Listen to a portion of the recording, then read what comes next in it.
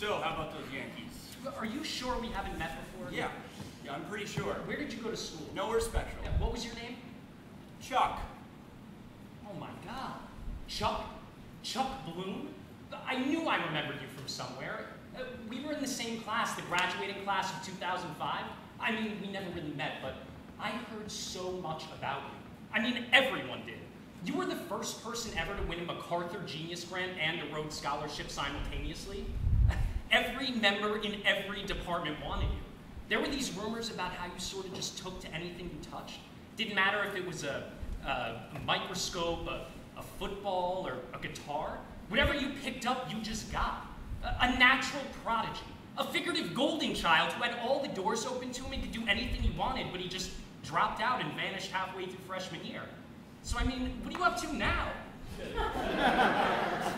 I work at the Metropolitan Museum of Art. Oh, cool. Are you a curator? Do you have something on display there? I work in custodial services. Oh. All right, that's cool. Charles. Okay, now I really need to get going. Wow. I guess he really had to go. All right, well, that was a fantastic session today. I hope you had fun, Charlie Cheesecake. I'll see you next week. Hey, Charles. Are you all right? Can I come in? No. Look, I'm sorry that I never told you about my past. It's something I, hope wouldn't come up again. But I'm telling you, man, the Ivy League, it is not all it's cracked up to be. Everybody was, looking at me and expecting so much, but nobody stopped to ask me if it was anything that I even wanted. Nobody bothered to ask me if I even wanted to go to college in the first place. I could have wanted to be a fireman or a police officer. I just did what I was told for so long, and it took me years to figure out that none of it made me happy. So, one day I sort of broke down and I ran away. I have never regretted that decision. So I am sorry that I never told you about the truth.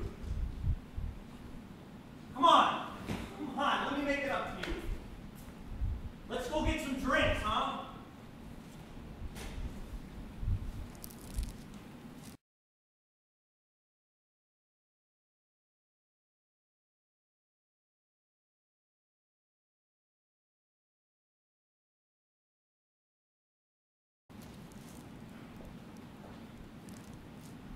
Okay.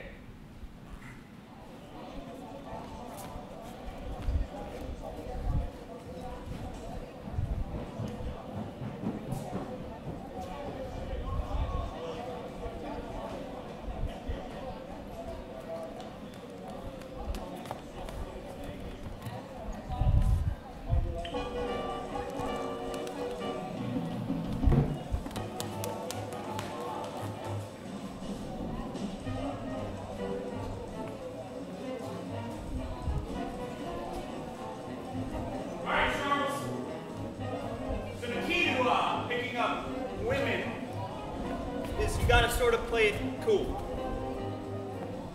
Do you think someone will take me home like how they take you home when you come here?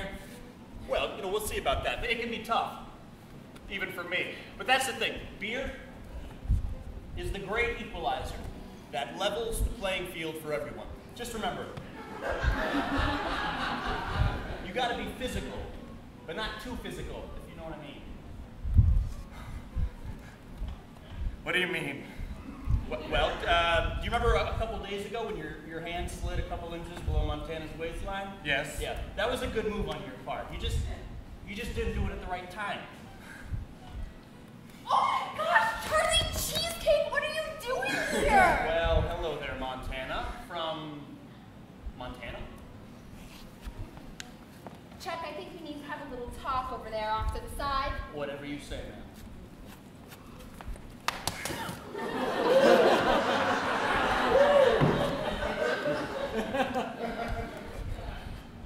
May I please ask what made you think this was even remotely a good idea? bit down in the dumps, so I decided to lift his spirits a bit. You know this is recklessly negligent. How could you ever consider bringing a person with his condition into a place like this? Are you insane? I'm his guardian. I decided to do what I thought was best, which was to provide him with a little emotional support. Emotional support through what? By getting him drunk? And late. I beg your pardon, can you say that a little bit louder? I didn't quite catch Nothing. that. It was nothing. You know what? It doesn't matter. What does matter is the basic fact that you can't get someone like him drunk. He is emotionally fragile and delicate. It is just inappropriate, and it hurts me personally because I really care about Charlie. He has the soul of a poet, and I don't soul want of a it! poet! Soul of a poet! Soul of a fucking poet! What does that mean? Can you tell me? I would love to know. It doesn't matter what it means. Exactly. It's a useless superlative that means nothing. It's just something you say because it makes you feel good, but I can tell you it doesn't do jack shit for him. Who are you to say you know how Charlie feels? First of all, his name is Charles. And second, you don't need a degree in psychology to know that he knows he's not special. He is special just in his He's own way. Not in the way that he wants to be. Do you know why he keeps taking the practice SAT tests? No, but since you seem to have such a great understanding, why don't you tell me? It's because he knows he's not special. That the real special people aren't treated like he is. Each time he takes one of those tests, it's because he hopes he can get a perfect score of 2,400. So he can go to a prestigious college and get a great job, make lots of money, go to his big mansion, fuck his beautiful wife, live out the American dream. It's the same bullshit story he has been told again and again, all the way back to Horatio Alger and his ragged dick stories. The sad thing is, he knows it's never going to happen, but he keeps trying anyway. That is why I told you not to let him take those tests. He needs to have realistic expectations of what he can do with his condition and treatment in a specialized environment. Specialized environment. Oh, you mean like dummying everything down for him? Treating him like some sort of overgrown baby? Forcing him to stay stuck in a child's world of preschool where he can still play with Legos and everything has special padding. Listen. Everything I do for Charlie and everyone else that I supervise is with their own best interest in mind. I enrich their lives. And if someone like you can't appreciate people like Charlie and see their innate virtue, then maybe it's best that you don't spend any more time around him. This is why I hate people like you. Stop deluding yourself with your own self-righteous bullshit. You haven't done anything for him. You're like some inverted schoolyard bully, and the only reason you spend any time with Charles or anyone else like him is it's because it makes you feel good about yourself. You're not helping him or anyone else like him.